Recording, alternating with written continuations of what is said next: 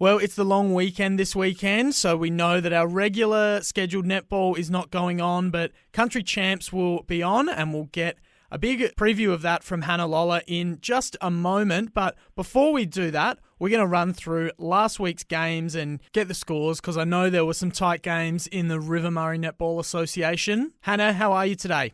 Yeah, great. Thanks, Dan. Yes, always good to reflect on last week and see where we landed. We've only got one more game in the River Murray till we've finished a full round. So, yeah, the likely top contenders are starting to emerge, which is, interesting to see. Absolutely. Always good as the season starts to shape up to see who are the teams to beat, who are the teams that need to find a little something extra, and who's looking towards next season. So we'll get straight into last week's games, and there were a couple of tight ones. Well, let's finish with them. Let's start with the blowouts first. So we'll start from the bottom up. We had Maipalonga beating the Coorong Cats 59-33. Yeah, so a tough day over at Maipo. Hopefully they enjoyed the curry because it was a bit too hot for them on the court. Young Holly Hughes, who's played really well for the Cats every week, had a really tough ask up against, the skill and class of Kelly Altman. But what's good is Maipo, even though they're winning comfortably and have really good strengths, they're using some young players and bringing some up from the bench. So their coach, it's great to see that development of young players like the Keely Rastians and the Beck Wagnets of the world getting their opportunities on the bench and on the court of A grade. So, and their Maipo's A-Res is full of young players as well. So I think from longevity of that club, it's looking pretty good for their strength continuing onwards as well. And that one was second on the ladder, taking on bottom of the ladder. So not too surprising to see that sort of a margin there. And it was a similar situation in our next game, or it was the Imperials, who, as we know and we've talked about, are undefeated. They beat Jervois 77-34. Jervois sitting at 1-6, just ahead of the Coorong Cats on percentage. So again, a bit of a top versus bottom matchup here. Yeah, so Imps have played their 8 games. So they've done their full round and beaten everyone. So they can have both this week and next week, where they'll have a bye and just rejuvenate their bodies. But yeah, 77 goals. It's really good effort from their goalers. But word on the ground is that their defence was amazing. Taylor Dallimole in goalkeeper stopped everything. And despite the young ones of Jervois like Faye Sharigny, who played a really good game, they just couldn't get close. So Imps all class and take a couple of weeks off pretty comfortably and sitting up the top and happy with their form. Yeah, a very well-deserved 2 weeks off for them. They've been dominant so far in this competition. Looks like no one's really getting close to them at the moment, but we'll see how they go in the second round of games. I know that Maipo, as we just talked about, are one of the teams hot on their tail, so we'll see how things shape up in the second half of the season. Moving on to our 2 closer games of the round, and Tailem Bend took down the Ramblers at Tailem Bend 44-42, so a tight game here. Tailem Bend just keeping the edge on the Ramblers on the ladder. Yeah, it was a very tight game, and Ramblers took the court. They'd come off their win last week and got the jump on Tailem, so Tailem was a bit slow out of the blocks. But eventually Mel Edwards found her range. She's a pretty dead-eye shooter when she's on range. And they got back to being more even at quarter time. Tailem played a great second quarter. It was a pretty physical encounter in the ring. You had to fight for every ball. Tailem got the lead at half-time and then kept it three-quarter time. Ramblers played a fabulous fourth quarter and came back at Tailem really hard. And I think Tailem were praying for the timer to go off, because I think if it had been another minute or two of play, it would have been a different result. For Tailem, Tilly Hughes played really well in centre up against Lucinda Howell for Ramblers, who also played really well. Both of those girls took big tumbles on the court. They put their bodies on the line And defensively, Kendall Pickering for Taylor played, I think, her best game for the year, which was great to see. And Shauna Chaplin jumped into centre when she had to, and is a great support for some of the younger ones on the court. So, 44-42 in a very tight one. I think it'll be tight again next time they play.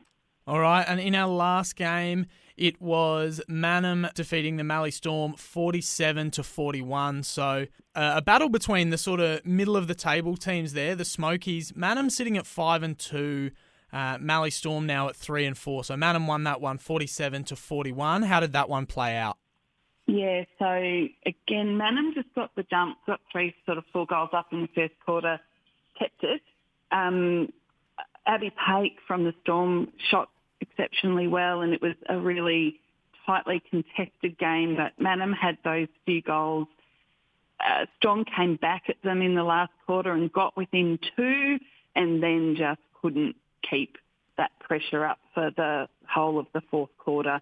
Defensively, Mannum's Kelly McGorman is always, hard to beat, and I think she just stepped up that pressure for Storm to not quite get there in the end. So 47-41 to Mannum. I think Storm are looking forward to a rematch, but I think it played out how we predicted last week, and Mannum rightly takes 4th position on the ladder. All right, so we'll check in again after the next round of games once everyone has played their full first round, and we'll get a really good look at how the ladder is shaping up and who the contenders are looking like. But at the moment, as we know, it's looking like the Imps and then Daylight. Do you think it'll play out that way the rest of the season, or do you think Maipo and the Suns and Mannum can close the gap a little bit? I'm really looking forward to Mannum and Maipo and Imps next round. I think that will be a different game. I think the gap may close there. I think Suns, unfortunately, have had a season-ending injury to one of their top players. But every week is different, you just never know. Maipo and the Imps, they're going to be playing off in round 11, July the 1st. So we'll circle that date on our calendar. We'll be looking forward to that one. But in the meantime, country champs are on this weekend. And of course, all the SA comps that we cover on the Friday Night Sports Show will be involved. What's it looking like from the River Murray point of view? Yeah, so Dan, with the others, you will have heard, there's over 1,000 netballers converge in Adelaide for this weekend. It's massive. There's lots of history behind lots of and fond memories from lots of people around country champs. So this year, River Murray has been coordinated by Molly Adler, who's from the Ramblers Netball Club and doing a great job. But all clubs really contribute to getting these teams together. From a coaching perspective, we've got a really lovely mix of some young girls who are willing to give up their long weekend to go and coach and team manage others. So our 13 and under team, the coach is Jacinta Clark and the team manager is Piper Wegner. Piper played in the 17 and under team last year. So, she's a young girl, nearly 18, could be heading out and having a great weekend, but she's happy to devote it to developing younger netballers of our area. And then you go up to ones like the 17 and unders have got, real class in Olivia Bolt, who's coaching them, and Julie Eldridge. So the more experienced faces of our region are helping out. We've got this year's been a bit, with the new teams coming in, it's certainly created some new names and new faces that can contribute to the coordination, but also some pretty big selection headaches when you've got so many girls to pick from. So always a bit controversial who ends up in teams, and I'm sure if you talk to anyone on any given Saturday, there'll be girls they think should have been in that aren't. But we have got, so from the 17 and unders, those girls, the captains will be Olivia Eldridge from IMP, so she's going to be the flag bearer for our association as well. She's a great, gritty defender, really agile on the court, so it'll be great to see her with the flag in her hand. Co-captain will be Bridie Lola from Taylor, and Bridie also participates in an emerging academy program and sits on the Netball SA Youth Advisory Committee. So 17 and unders will be in good hands. They have a pretty tough match, though. They start off against the Riverland, who are traditionally exceptionally strong and won that division last year. So it'll be a bit of a baptism of fire, but I'm sure they'll do their best. And then keeping going down, a 15 and under Div 1 team is captained by Millie Manning from MyPo. The 15 and unders is Regan Martin from the MyPo Tigers.